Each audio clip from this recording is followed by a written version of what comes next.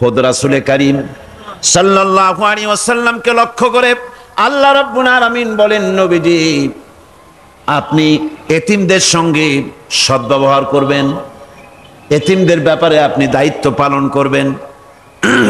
কারণ হলো আপনিও তো এক সময় এতিম ছিলেন, এতিমের ব্যাপারে দায়িত্ব পালন করবেন। কোরআনে কারীমে রব্বুল আলামিন বলেন, আলাম ইয়াজিদকা ইয়াতীমান ফাআওয়া।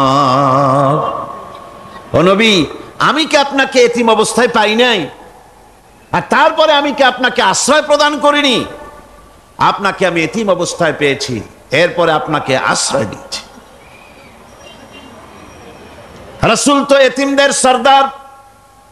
পৃথিবীর কোন এতিম যেন বলতে না পারে, নবীজি আমার ব্যাপারে কি বলবেন, আমি তো এতিম মানুষ, আর তিনি আমার ব্যাপারে কিভাবে আমার দরদ বুঝবেন। নবীজিকে আল্লাহ পাক কেমন এতিম বানালেন, সমস্ত দুনিয়ার এতিমদের সরদার বানালেন।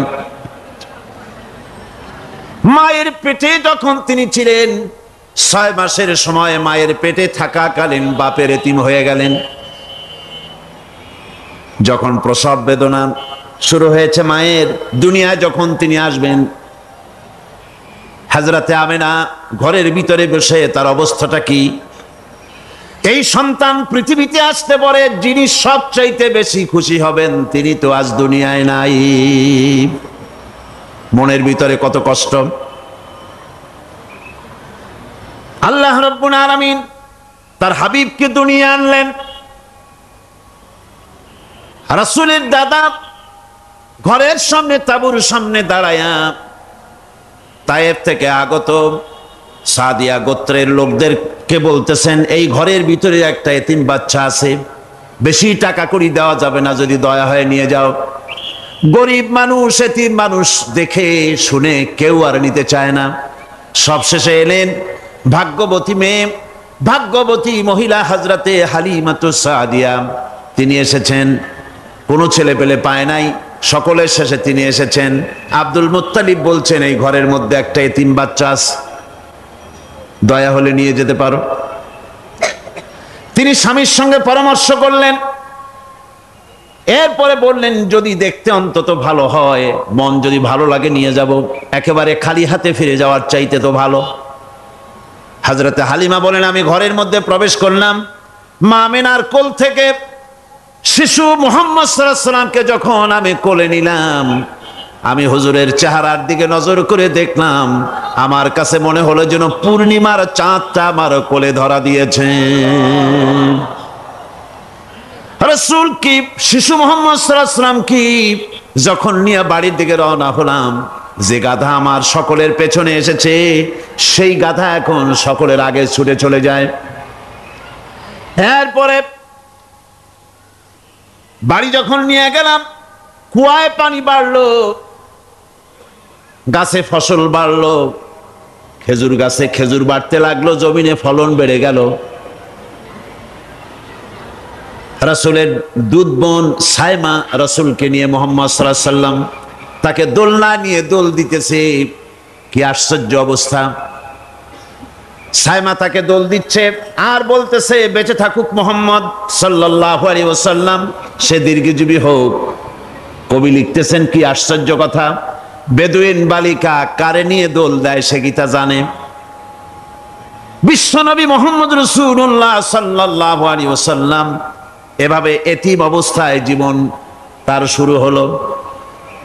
যখন তিনি ফিরে এলেন 6 বছর বয়সের সময়, যখন মায়ের কাছে তিনি ফিরে এসেছেন, প্রতিদিন তিনি খেলা দেখতে যান ময়দানে। ইতিহাসের মধ্যে লেখা হয়েছে, মা প্রতিদিন সন্ধ্যার সময় তাকে ফিরে পান। আজকে সন্ধ্যা হয়ে গেছে, শিশু মুহাম্মদ সাল্লাল্লাহু আলাইহি ওয়াসাল্লাম বাড়ি ফেরেন না। কারণ কি? কেন বাড়ি ফেরে না?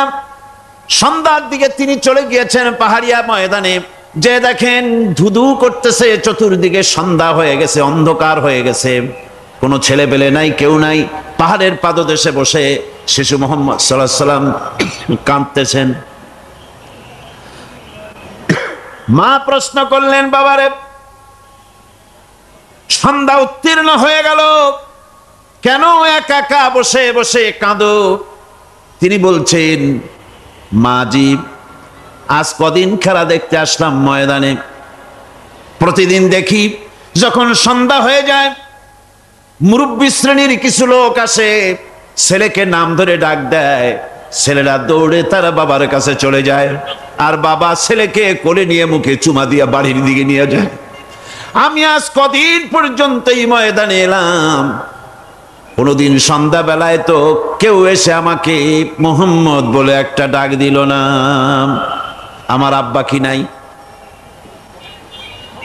আল্লাহ রাব্বুল আলামিন বলেন, আলাম ইয়াজিদকা ইয়াতীমান ফাআওয়া। এরকম এতিম অবস্থায় পেয়ে আমি কি আপনাকে আশ্রয় দেই নাই? আপনাকে আমি পেয়েছি এতিম অবস্থায়, এরপরে আমি আপনারে আশ্রয় দিলাম। ওয়া ওয়াজাদাকা দাল্লান ফাহাদা।